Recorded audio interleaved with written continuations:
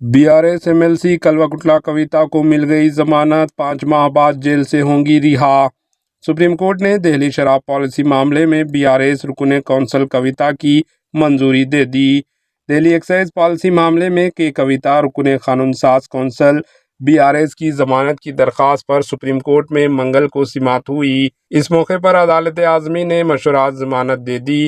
वाज़ेह रहे कि के कविता तिहाड़ जेल में थी।